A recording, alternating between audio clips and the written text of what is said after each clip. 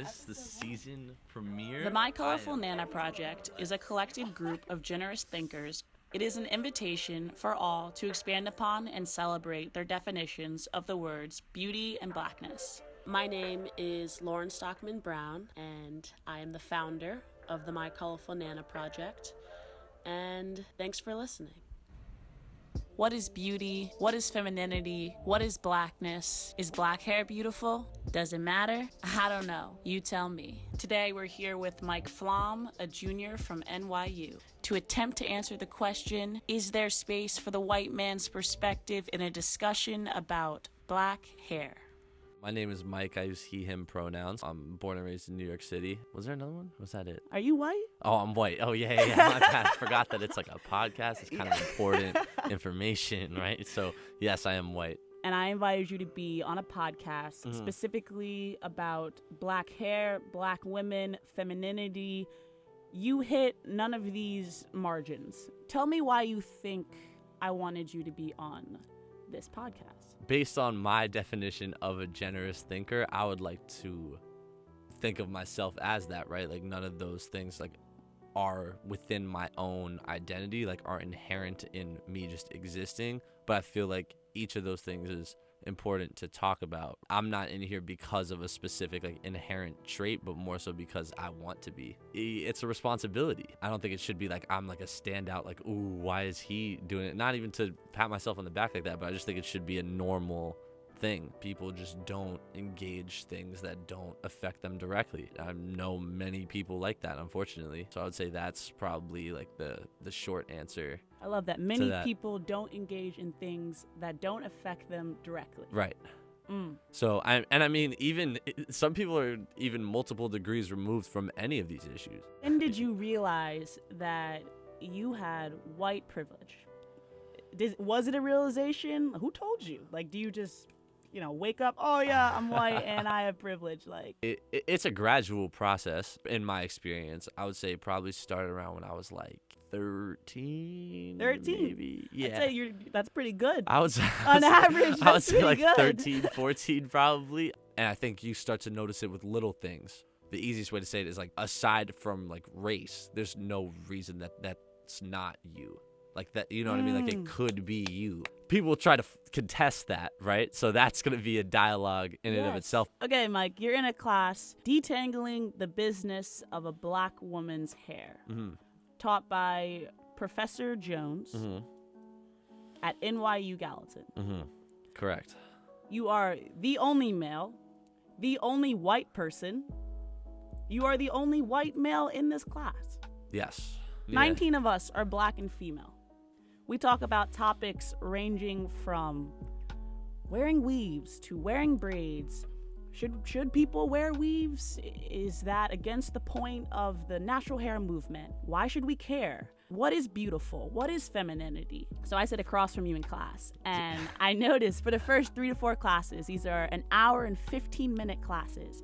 You're sitting there, and me being me, I'm just looking at you.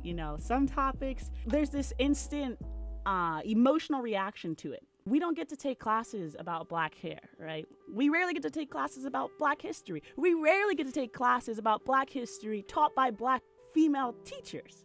Right. So, yeah, this is like, for maybe all of us, this is like, whoa, this is incredible. Yeah. I've been waiting for this my entire life.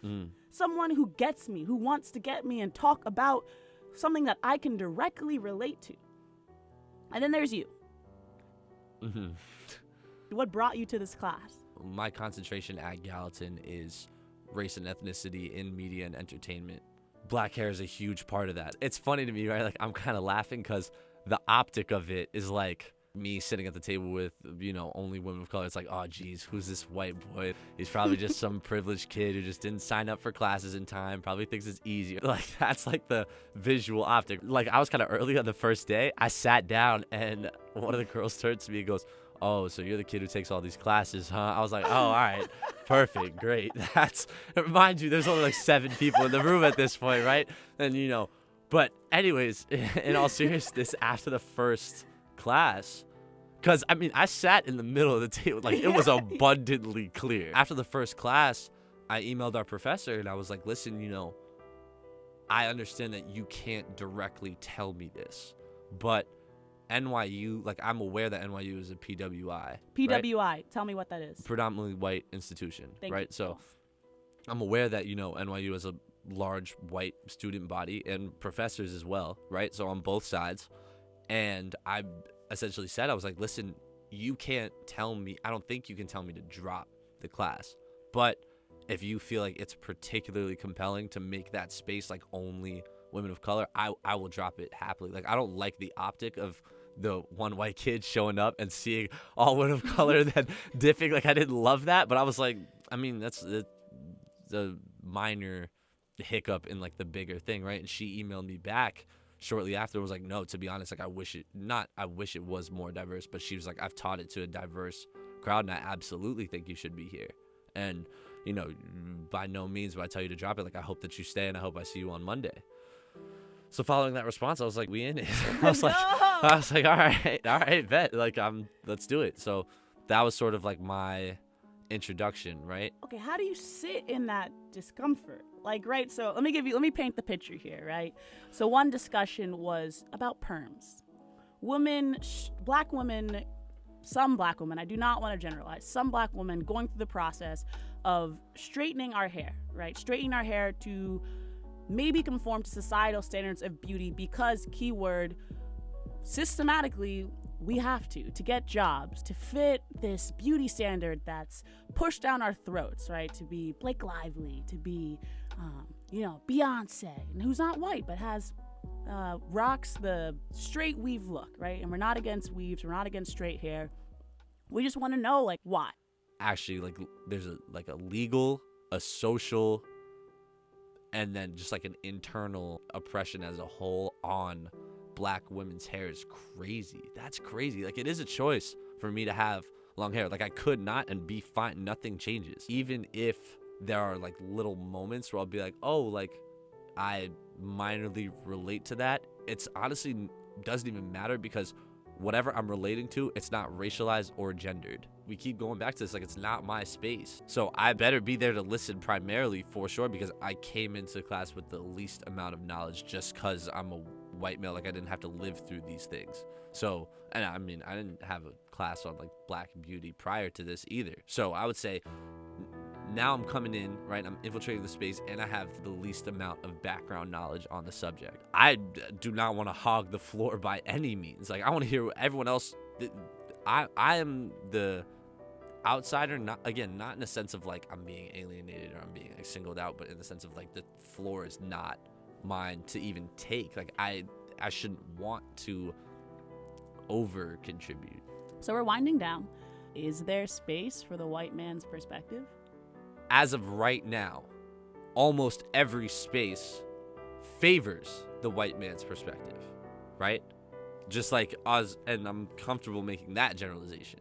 So that's where we're at currently. I think that it's important to hear the other side, and I don't mean side as it facing the two like directly oppositional to one another, but I think that there are some times where we're having like a class discussion, and from my experiences, we're giving white people too much credit.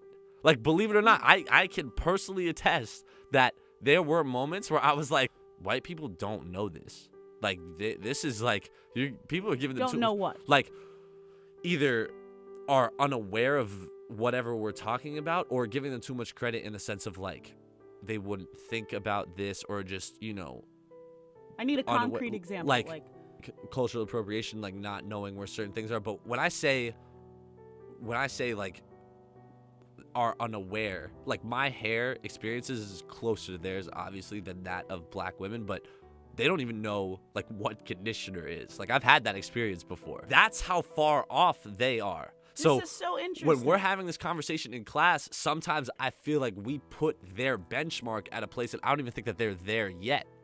Just from my experiences, So where does that come from?